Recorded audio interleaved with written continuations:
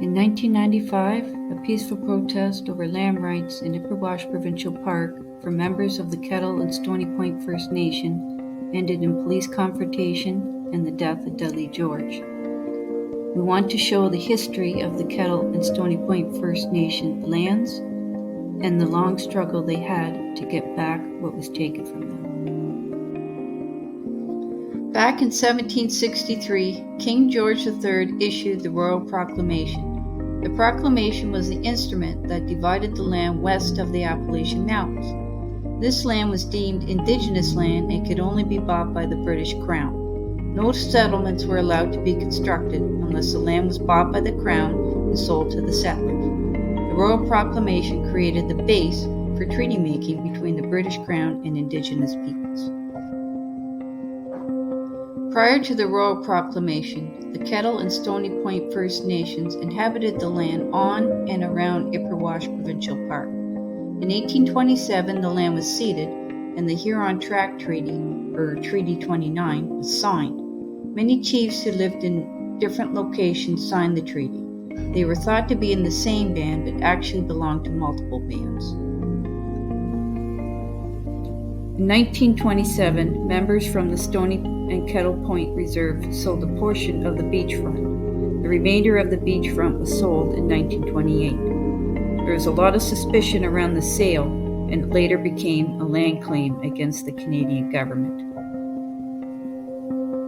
In 1936, a portion of the sold beachfront was repurchased by the Ontario government. An Indian agent who worked for the Crown sold the land despite the claims that a sacred burial ground was there. When the government bought the land, they turned it into a park. This is how Ipperwash Provincial Park was first established. While the Second World War was unfolding, the Canadian government was searching for a new military base to train cadets. Different sites were looked at, but the government decided that the Stony Point Reserve would be the best spot. The government made an offer to buy the land from Stony Point First Nation, but this offer was declined.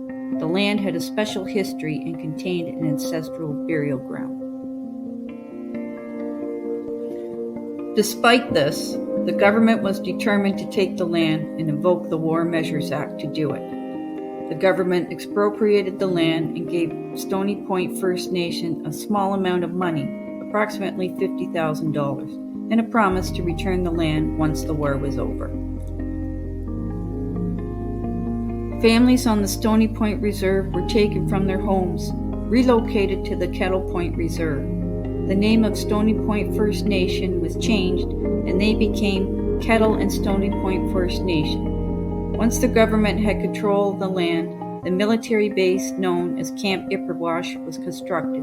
This happened January 28, 1942.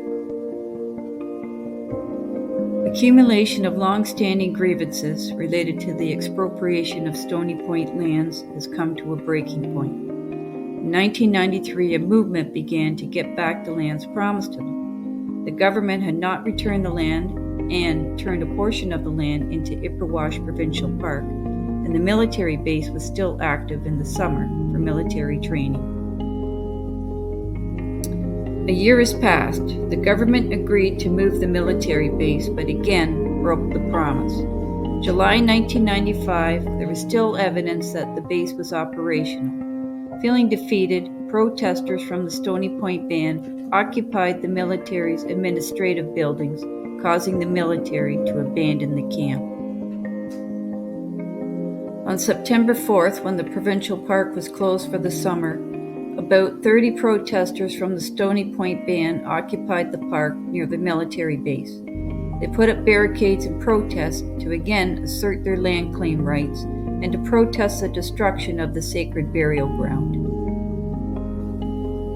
Ontario Provincial Police were ordered to stop the protest. The government was already irritated due to the sporadic holdings of the camp in the past. When the police went in to stop the occupation, they claimed a protester broke a window in the police vehicle and the police retreated. The police did predict some resistance would occur and had a backup plan. This Plan B was named Project Maple.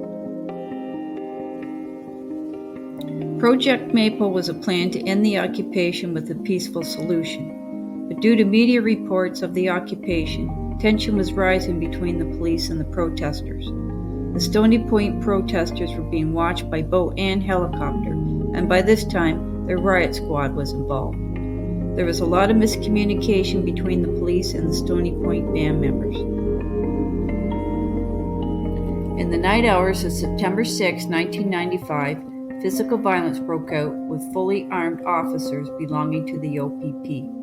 Multiple protesters were injured. Sniper Sergeant Dean shot unarmed Dudley George. Dudley's family tried to drive him to the hospital, but they were stopped and arrested. Sadly, Dudley George died from the gunshot wound September 7, 1995.